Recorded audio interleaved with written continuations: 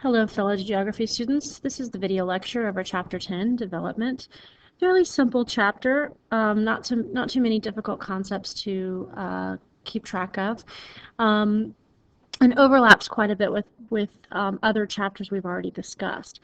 Feel free to have study guide and/or a review packet in front of you, and please come to class with any questions that were confusing to you, concepts that were confusing.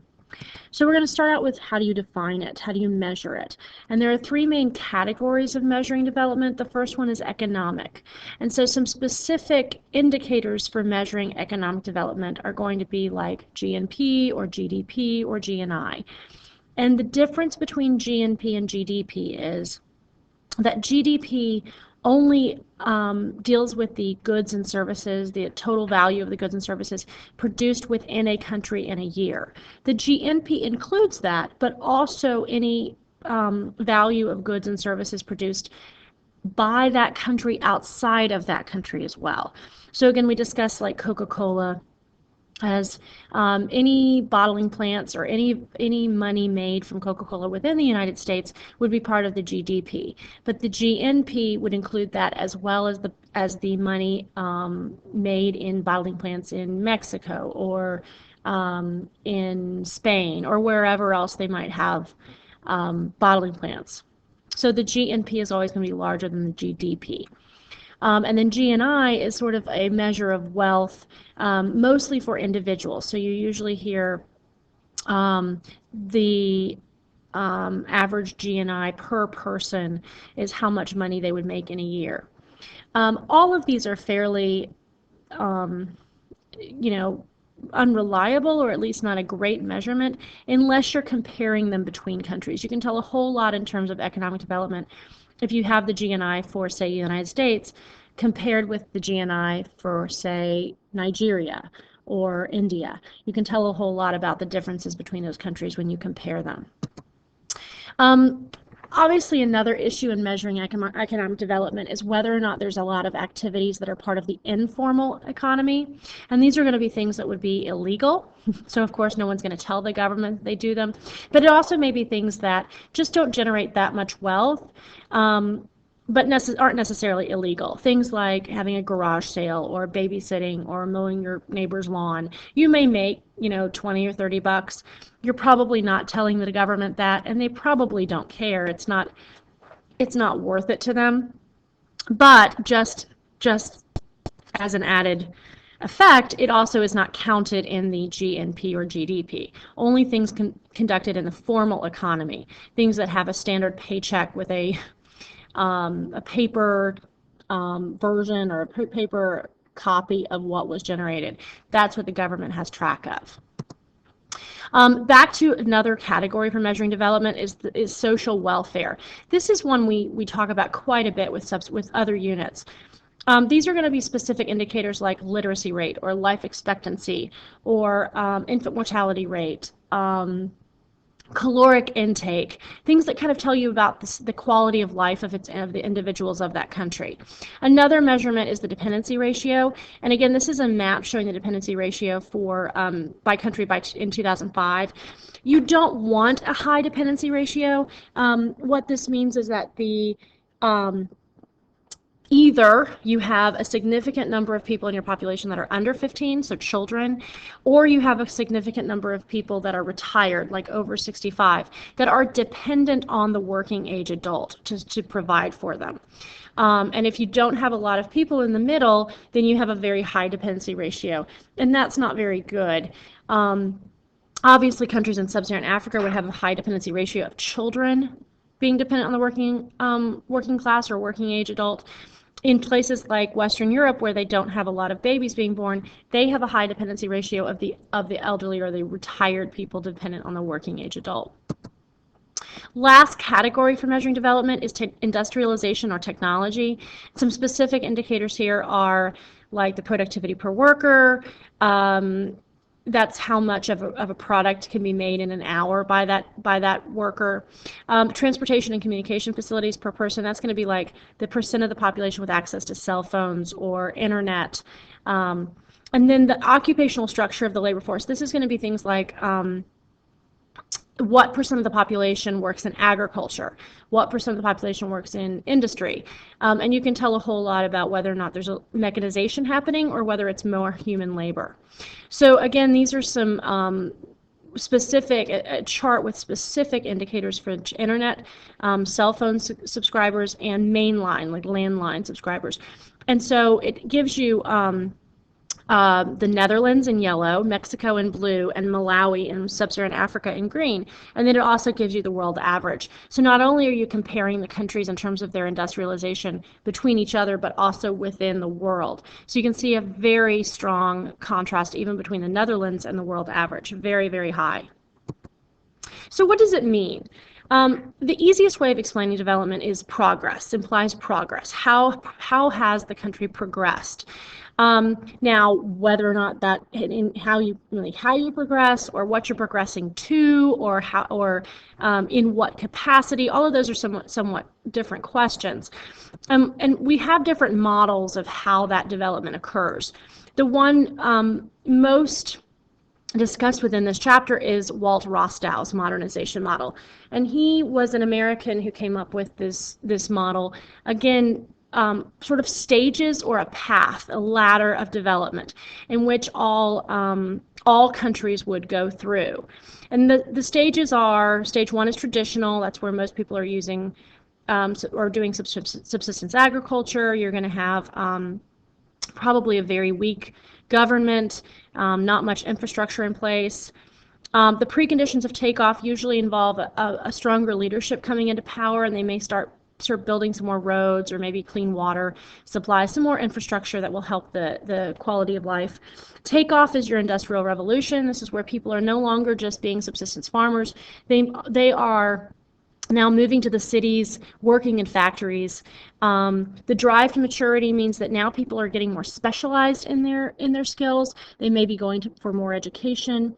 They may be moving into more of the upper level of manufacturing, or even into some service industry jobs. And then high mass consumption is where most people are in the service industry, or in even quaternary or quinary economy jobs, and most people are making lots of money, which means that they can buy and consume lots of stuff. This is a visual of the ladder of development. Quite a few connections can be made along with the DTM in terms of this. With population, that deals, the DTM mostly is with birth rates and death rates, but the things that have to occur, or the process by which countries adjust their population, is sort of the same things that have to happen for countries to move up the ladder of development. So geography affecting development.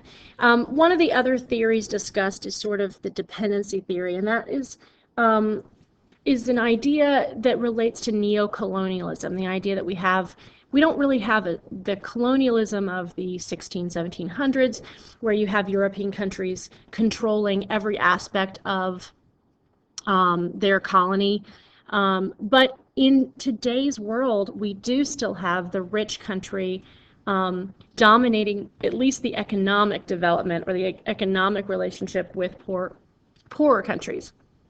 And the theorists connected with the dependency theory are called the structuralists, and they have this theory. Their theory is that the poorer countries are dependent on the wealthier countries, and the wealthier countries exploit the poorer countries in order to develop.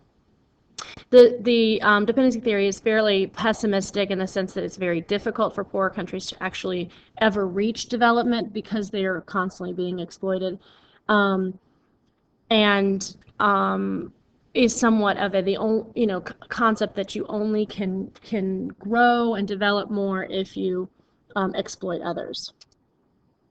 One of the concepts of this chapter connected with this idea of dependency theory is El Salvador, and in 2001 they actually abandoned their local currency. Now you can use it, you can still use that currency of El Salvador, but they adopted the dollar as their local currency because there was so much US dollars coming into the country, usually through remittances. So people who left El Salvador, went into the United States, got jobs, lived there, sent money home. Those remittances kept coming into El Salvador. It meant more to have that dollar than the local currency. So again, this is that dependency ratio because El Salvador is dependent on that dollar. And so it's to their best interest to continue to have people going in the United States, to have the United States sort of dominate. That's the only way that their economy really thrives. And they would be in a much worse economic state if they didn't have that. And this is also another thing to bring up with dollarization is it doesn't necessarily have to be the US dollar, but it can be any time that a local currency is abandoned for a core country or a richer country's currency because there's more of that in that local currency, more of that than the local currency. Now, one of the most important things that's talked about with development is that it's not enough to just look at the country as a whole. You need to look at what sort of products are coming from that country, how it's produced, where it's produced, and you even have to look at a different scale within the country. So it's important to look at, for example, the United States is a core country, yet the Pine Ridge Indian Reservation is an area with high unemployment, lots of alcoholism, domestic abuse, many people living with under $6,000 a year. It is a peripheral region within a core country. So you need to look at development at different scales, and you need to also look at the products that are being made within that country. One of the things discussed is the commodity chain through the field note of Chapter 10. And they talk about how, looking at, this is obviously the room of a wealthy individual, if you look at each and every item that was used in making this room, you would see a huge commodity chain, meaning that you're going to have things made all over the world, all part of the global market, made by peripheral countries or semi-peripheral countries, produced in other parts of the world, exported or transported from other places. And you have to look at all of those to truly look at development within the context of the area. Wallerstein and the world systems theory is also mentioned within this chapter because, again, those ideas of the market, the one global market and a division of labor where you have this country producing this and this country producing this, you have to understand those in order to really think about development. And so again, with Wallerstein and the world systems theory, this is that three-tier structure with the core countries being richer, more wealth, more technology, and the peripheral being the opposite end of it, where you have more people with lower levels of education. They generate less wealth for the world. They're usually poor conditions. And then the semi-peripheral are in the middle. They're going to have both core and peripheral processes going on. They're not as bad off as the peripheral. They're also not as well off as the core. And again, this is that map from Chapter 8 with the world systems theory. And so the yellow countries are your semi-peripheral. Again, these are going to be our sort of that acronym BRICS. Brazil, Russia, India, China, and South Africa. All of those countries are semi-peripheral. They're on their way. They're in their industrial revolutions, or they're certainly key parts of the global economy. They're not as bad off as the green, the peripheral countries, and they're not as well off as the core, the orange countries. And you need to make sure you really look at these and notice differences. I always want to bring up the fact that Singapore is found right here at the tip of Malaysia, and it is a semi-peripheral, so it would be yellow if we could kind of zoom in. However, it is surrounded by the peripheral regions around it. So I just want to bring that up. The other thing that Wallerstein said is that this creates sort of that tadpole analogy where you have the only way to get more development or to develop is to exploit others.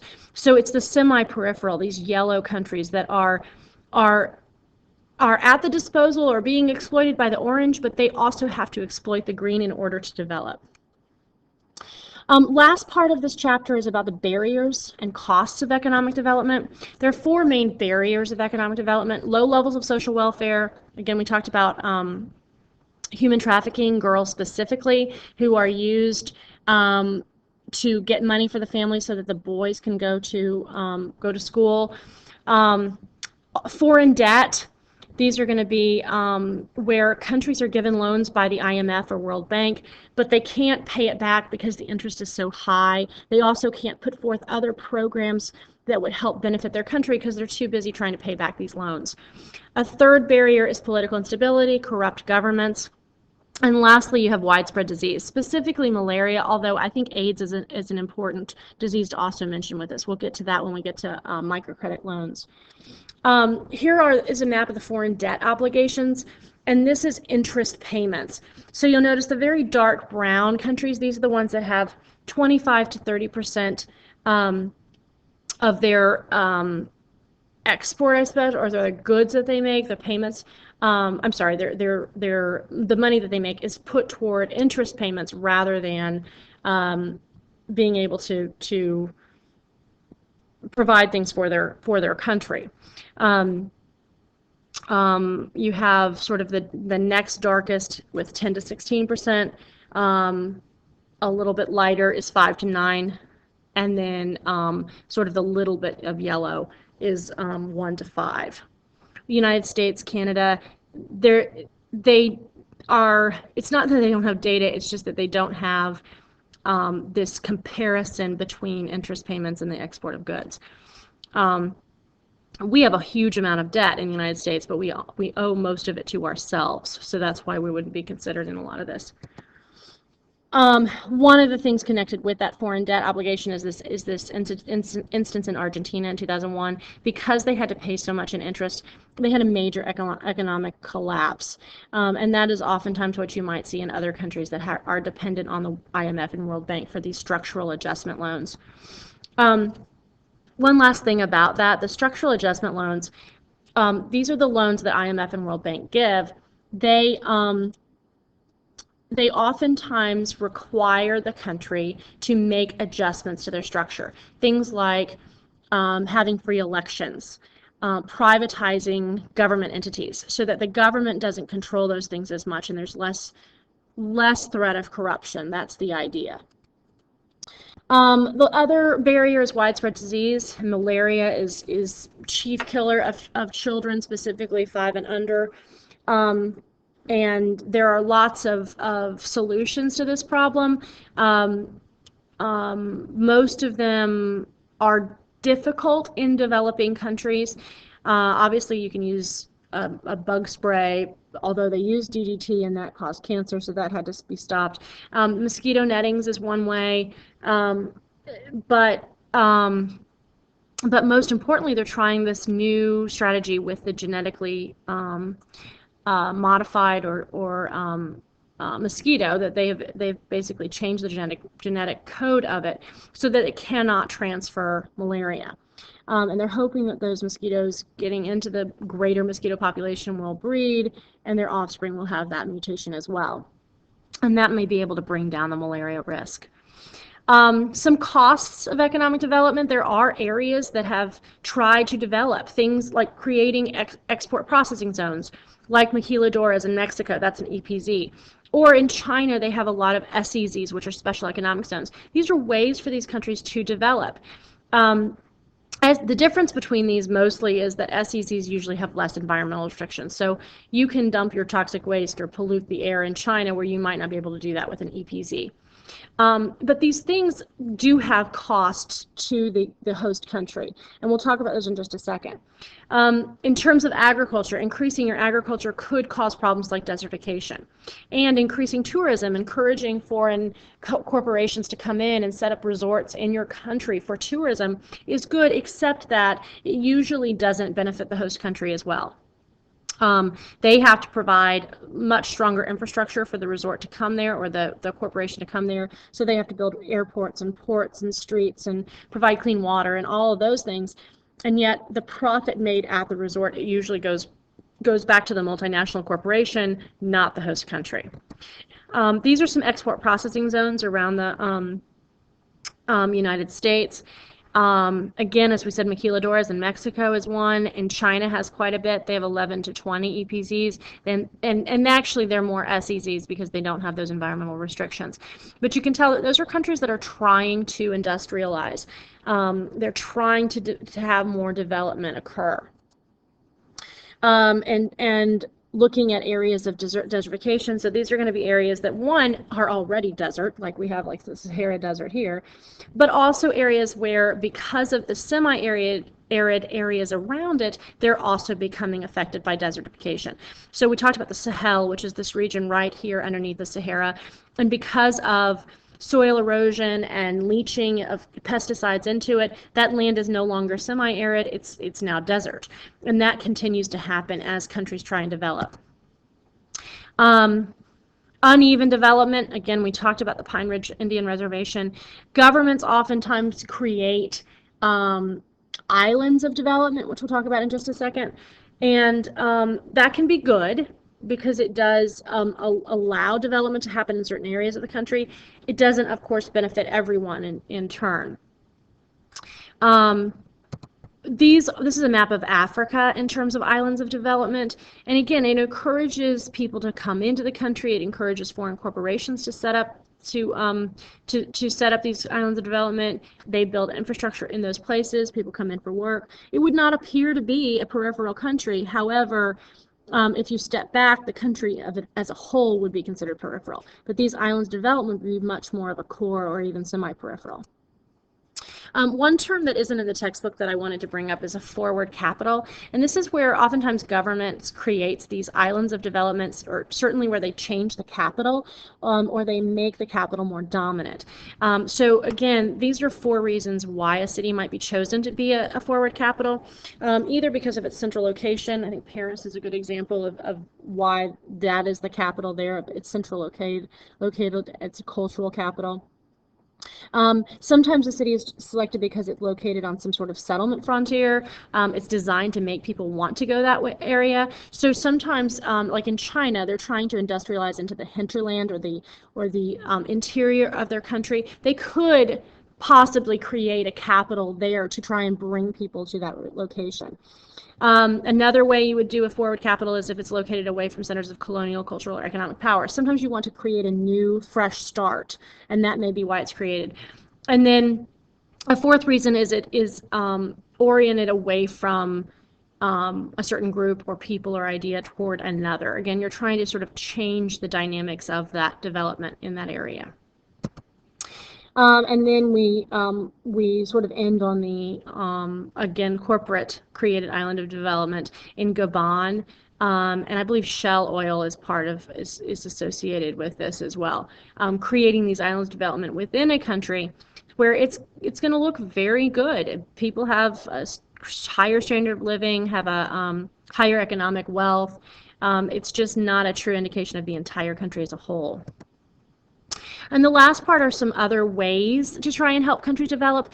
Most specifically, NGOs are non-government organizations. They provide money or loans for individuals. So they give microcredit loans to people rather than countries, usually to women, because they want to encourage that gender equality in the country, as well as that development for the country. And usually it's a small amount of money, maybe $500, maybe less, and it's given to an individual so that they can start their own business. They can sell certain items that they make, and try and increase the development of that person or that family, who then helps their community. Oftentimes, microcredit programs come with a sort of stipulation that once you make it and you've paid back your loan, you give to another person so they can start their development, and sort of that pay it forward mentality. And then lastly, you do have non-government organizations that also play more of a political role, where they talk to individuals, not only giving them money, but also showing them how they can help themselves out. When the government is maybe corrupt or can't, these individuals would be very instrumental in helping the development of those individuals. So that's development in a nutshell. Hope this has been helpful. I'll see you next time. Bye. Bye.